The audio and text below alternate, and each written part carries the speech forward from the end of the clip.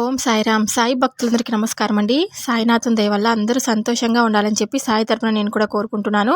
ఈరోజు వీడియోలో సాయి పిలుపు ద్వారా మనకు వచ్చినటువంటి సందేశం ఏంటంటే, నీ కోసం ఒకరైతే రాబోతున్నారమ్మా. అప్పటి నుంచి నీ తలరాత ఖచ్చితంగా మారబోతుంది. నేను చెప్పే ఈ మాటలను శ్రద్ధగా విను అని మనకు బాబాగారు ఈరోజు ఈ సందేశం ద్వారా కొన్ని విషయాలైతే మనతో చెప్పాలనుకుంటున్నారనమాట. బాబాగారు ఇలా ఎందుకు చెప్తున్నారని మనం ఆయన మాటలను తెలుసుకుందాం. వీడియో స్టార్ట్ చేసే ముందు ఒక చిన్న రిక్వెస్ట్ అండి. ఈ సందేశం కనుక మీ అందరికీ నచ్చినట్లయితే తప్పకుండా వీడియోకి లైక్ చేసి మరికొంతమందికి షేర్ చేయండి. ఇక బాబాగారి సందేశాన్ని విందామా మరి. నా బిడ్డవైన నీ జీవితానికి కూడా ఒక మంచి మార్పు రాబోతుందమ్మా. జీవితాంతం నీకు నేను తోడుగా ఉంటాను. నీకు బాధపడే కాలం ఇంకా ముగిసిపోయింది. నీ కర్మ ఫలితాన్ని అనుభవించేశావు కదా. ఇక పైన నీకు అన్నీ కూడా మంచి రోజులే. నేనుండగా నీకు భయం ఎందుకు చెప్పు. నేను నీతో లేనని నీకు అనిపించినప్పుడల్లా ఆ సమయంలో నేను నీతోనే ఉన్నాను. అది నీ పరిస్థితి మాత్రమే. నన్ను అనుభూతి చెందనివ్వడం లేదు. కానీ ప్రతి క్షణం నేను నీతోనే ఉన్నాను.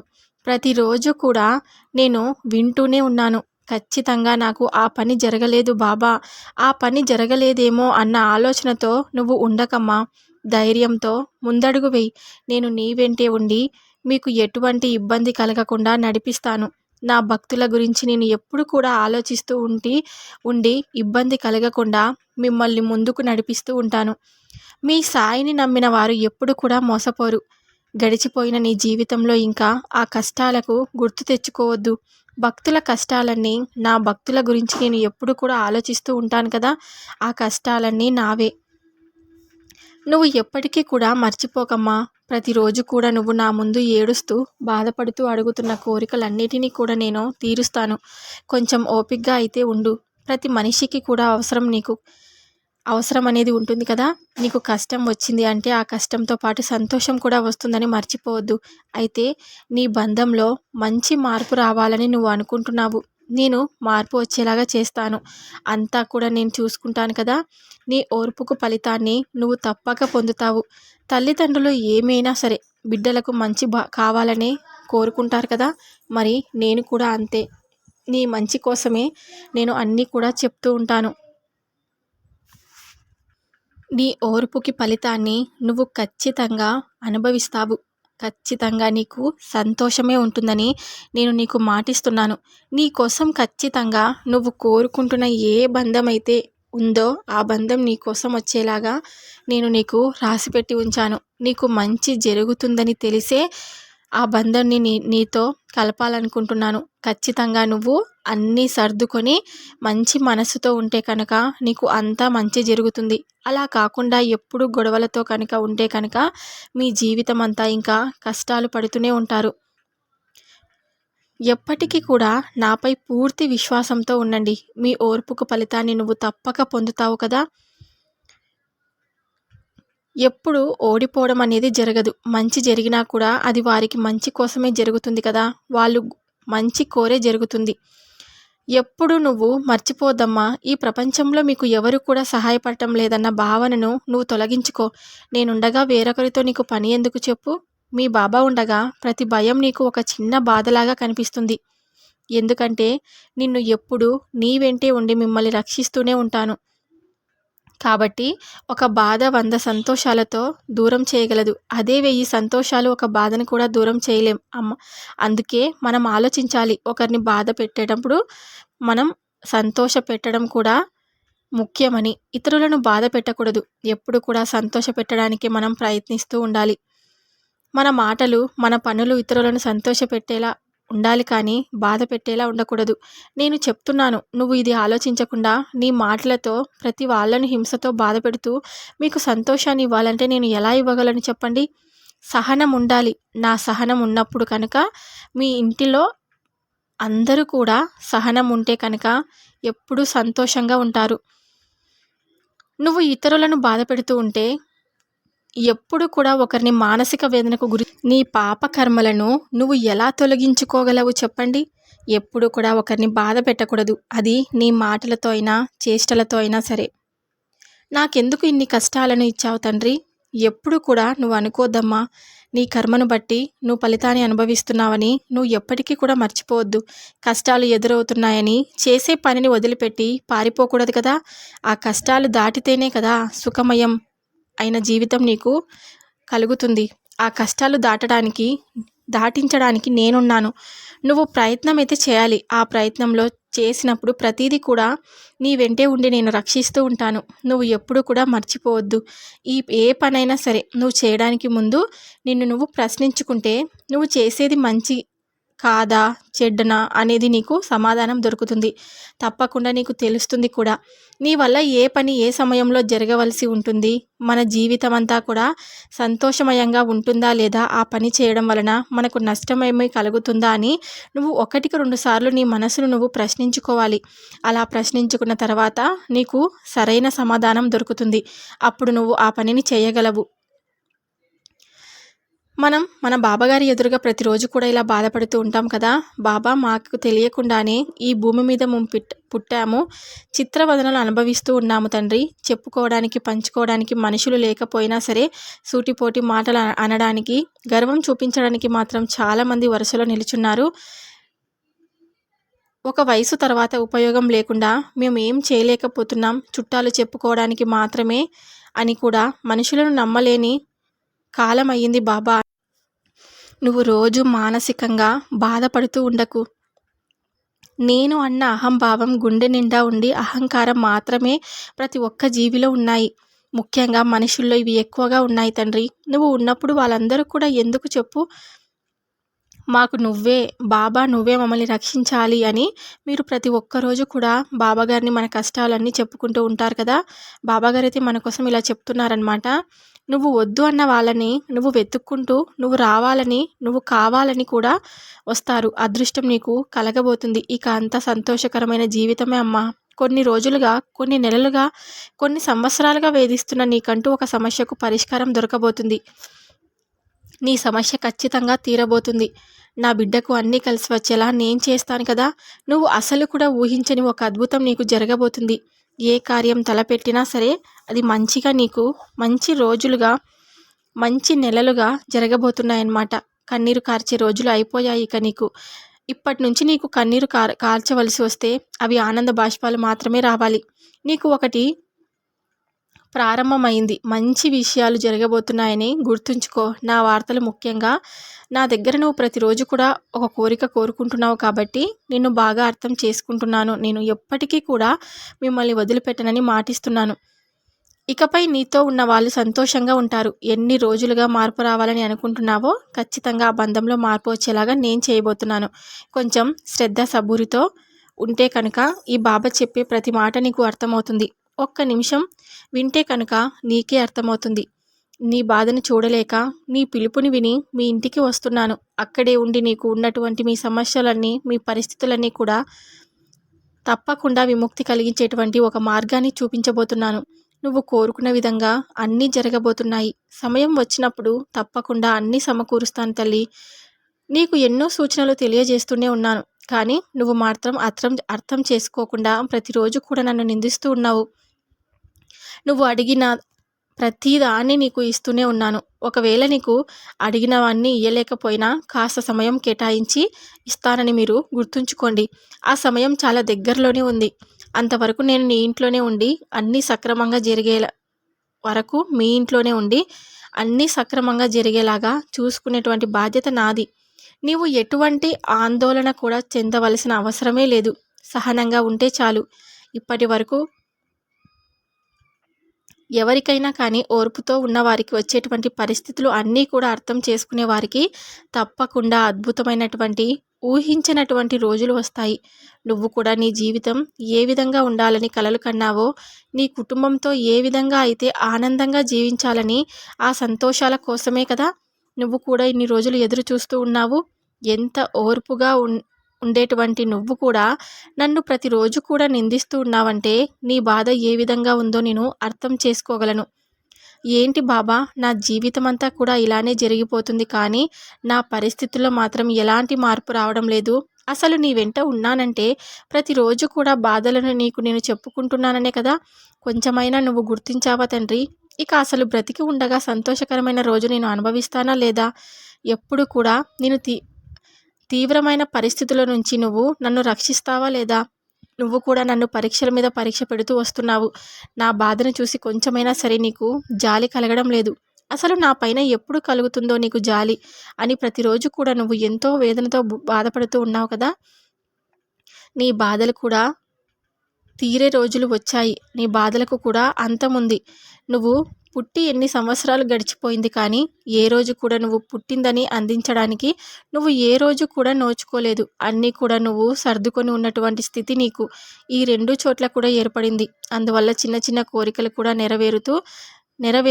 నెరవేరడం లేదని ఎంతో వేదనను అనుభవిస్తూ వస్తున్నావు. నువ్వు అడిగేటువంటి చిన్న చిన్న ఆనందాలను కూడా నేను నెరవేర్చలేకపోవడం వల్ల నీకు ఇంకా ఇంకా బాధగా ఉంటుంది. అలాగే నిన్ను నువ్వు నమ్ముకున్నటువంటి నీ బంధం కూడా నిన్ను అర్థం చేసుకోలేకపోవడం వల్ల ఆ బాధ మరింత ఎక్కువగా అయిపోయింది. ఇప్పటి నుంచి నిన్ను నీ ప్రేమను అర్థం చేసుకొని నీతో ఎంతో సంతోషంగా గడిపేటువంటి రోజులు రాబోతున్నాయమ్మా. అందుకు నీవు కూడా ఎదుటి వారితో ఏ విధంగా ప్రేమగా ఉండాలి, అలాగే వారితో ఏ విధంగా మెలగాలనే విషయాల పట్ల కాస్త జాగ్రత్తగా ఆలోచించడం మంచిది. అనవసరమైనటువంటి విషయాలు, అలాగే అనవసరమైనటువంటి ఎంతో సంతోషంగా అలాగే అర్థవంతంగా నలుగురికి ఆదర్శప్రాయంగా ఉండు. ప్రతిరోజు కూడా మిమ్మల్ని మీరు అర్థం చేసుకునేటువంటి ప్రయత్నం చేయండి. అలాగే మరొక వ్యక్తి మీ బంధం వారికి మీకున్నటువంటి ఆ తర్వాత మీ జీవితంలో మీకున్నటువంటి ఆనందాలకు అవధులు లేకుండా ఉంటాయి. సంతోషకరమైనటువంటి జీవితం కావాలనుకుంటే ఏదైనా కానీ సహనంతో, ఓర్పుగా, అలాగే మంచితనంతో ఒకసారి ఉంటే కనుక అప్పుడు మీ జీవితాన్ని మీరు ఊహించని విధంగా అద్భుతంగా ఉండేలాగా మీకు మీరు అమర్చుకోగలరు. ఎవరైతే మిమ్మల్ని కాదు అని అనుకున్నారో వారి ప్రేమను అర్థం చేసుకొని మీ చెంతకు చేర్చేలాగా నేను చేస్తాను. నువ్వు కూడా కొంచెం ఓపికతో ఉండి నేను చెప్పినటువంటి విషయాలను ఎప్పుడూ కూడా వింటూ పాటిస్తూ ఉండమ్మా. నేను ఏది చెప్పినా కూడా అది మీ మంచి కొరకే చెప్తున్నానని మీరు గ్రహించుకోండి. ఎందుకంటే నా తల్లిదండ్రుల స్థానంలో నన్ను మీరు నిలబెట్టారు కాబట్టి మీ బాధ్యతలన్నీ నేను స్వీకరించాను. ఇకపై మీకు అన్ని సంతోషకరమైన రోజులే అని మీకు తెలియపరచడానికి ఈ సందేశంతో వచ్చాను. మీలో కొందరు ప్రతిరోజు నన్ను స్మరిస్తూనే ఉంటారు. నా ఆలయానికి వస్తారు, నా చుట్టూ ప్రదక్షిణలు చేస్తారు, ఎంతో గొప్పగా కూడా మాట్లాడతారు. కానీ ఎదుటి వారితో మాట్లాడేటప్పుడు కానీ, ఏదైనా ఒక సందర్భంలో మాట్లాడవలసి వచ్చినప్పుడు కానీ ఎందుకని ఆలోచించకుండా మాట్లాడుతూ ఉంటారు. ఏమిటి బాబా ఇలా అంటున్నారని అనుకుంటున్నారు కదా, అది నిజమే కదా. కడుపు నిండుగా తిన్నవాడికి ఎదుటివాడి బాధ ఏమి అర్థమవుతుంది చెప్పు. వారు ఆకలితో బ్రతుకుతూ లేదా అర్ధాకలితో ఉంటూ జీవిస్తూ ఉంటారు. వారు ఎన్నో కోరికలు మనస్సుల్లో దాచుకుంటూ ఉంటూ ఉంటారు. ఎందుకంటే వారు 3 పూటలా తినడానికి కూడా కష్టమయ్యే పరిస్థితుల్లో ఉంటారు కాబట్టి. అటువంటి వారు తాము తినకపోయినా బిడ్డలకు పెట్టాలి అనే ఉద్దేశంతో నిరంతరం శ్రమిస్తూ ఉంటారు. వారికి ఆకలి విలువ ఏంటన్నది బాగా తెలుసు కనుకనే అంత పేదరికంలో కూడా కనీసం ఒక మూగ జంతువు ఆకలితో బాధపడుతున్నా చూడలేరు. వారు తినే దాంట్లో కనీసం ఒక్క ముద్దైనా దానికి పెడతారు. అది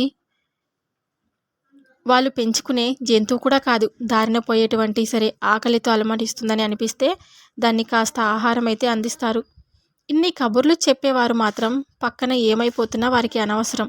పైగా ఇటువంటి వారు చెప్తారు, తాగడానికి కాస్త గంజి ఉంటే చాలు, ఒంటి మీద ఒక జత బట్టలుంటే చాలు, ఎలాగైనా ఈ జీవితాన్ని గడిపేయచ్చు అని అంటారు. నిజమే, కానీ ఆ గడిపే జీవితంలో ఎంత నరకం ఉంటుందో అలా అన్నవారికి ఎప్పటికీ తెలియదు. అయితే మీకు ధనవంతులై ఉంటేనే ఇష్టమా?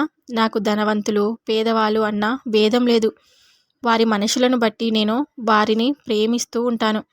నాకు నా బిడ్డలు చెడ్డవారైనా మంచివారైనా సరే వారి మీద నాకు అపారమైన ప్రేమ ఉంటుంది. చెడు పనులు చేస్తూ చెడుగా ప్రవర్తిస్తూ ఎన్ని రోజులు గడపలేరు కదా. చాలా దగ్గరలోనే వారికి ఎన్నో ఇబ్బందులు కూడా కలుగుతాయి. ఇంకొందరు వారికి ఉన్న దాంట్లో నలుగురికి పంచుతూ అందులో ఆనందం వెతుక్కుంటూ ఉంటారు. ఇంకొందరు వారికి ఏం లేకపోయినా ఉన్న దాంట్లోనే సంతోషంగా ఉండాలని ప్రయత్నిస్తూ ఉంటారు. కానీ ఇలా బ్రతుకుదామన్న వారికి కూడా ఏదో ఒక రకమైన మాటలతో బాధ పెడుతూ వారికి మానసిక ఆవేదన కలిగేలా చేస్తూ ఉంటారు కొంతమంది. అలాంటి వారు చాలామంది ఉన్నారు. వారు ఎలా అంటే వారికి ఏమీ లోటు ఉండదు. ఎందుకంటే పూర్వజన్మ పుణ్యాలు వారిని నిత్యం కాపు కాస్తూ ఉంటాయి కాబట్టి ఆ పుణ్యం కూడా వారి ప్రవర్తనను మితిమీరిపోతే ఆ పుణ్య కర్మలన్నీ వెళ్ళిపోయే అవకాశం కూడా ఉంటుంది. అటువంటప్పుడు వారిని ఎవరూ రక్షించలేరు. ఎవరైనా సరే ఎదుటివారికి మంచి చేయాలనుకుంటే చేయండి.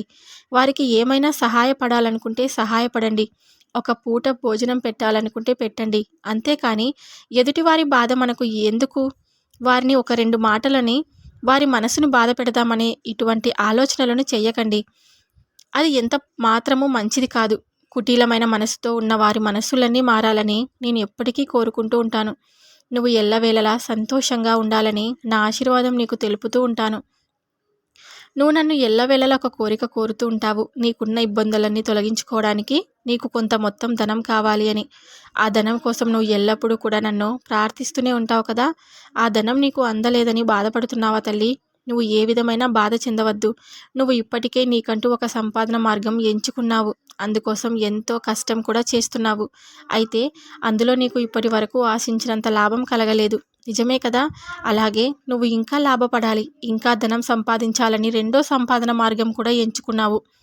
ఇందులోని నీకు విజయం లభించాలని ఆశపడుతున్నావు. నీకు నేను అభయం ఇస్తున్నాను. నువ్వు ఏర్పరచుకున్న 2 సంపాదన మార్గాలు కూడా అత్యున్నత స్థానానికి చేరుతాయి. నీకు ఈ నెల నుండి అధికమైన సంపాదన కూడా లభిస్తుంది. ఎందుకంటే నువ్వు ఎంచుకున్న మార్గం ఎంతో మంచిది. అది నీకు ఎంతో మంచి ఫలితాలు ఇచ్చి నీకు రాబడి పెరుగుతుంది. నన్ను నువ్వు నీ బాధ్యతలన్నీ నెరవేర్చుకోవడానికి, నీకున్న కష్టాలన్నీ తొలగించుకోవడానికి ధనం కోరుకున్నావు కదా! ఇప్పుడు నువ్వు సంపాదించిన మార్గంలోనే నీకు అత్యధికంగా ధనం లభించేలా పరిస్థితులన్నీ కూడా నీకు అనుకూలంగా మారుస్తాను. నువ్వు కోరుకున్న విధంగానే ప్రతి నెల ఎంతో మంచి సంపాదన సంపాదిస్తావు. దాని ద్వారా నీకున్న కష్టాలన్నీ కూడా చాలా తేలికగా తొలగించుకుంటావు.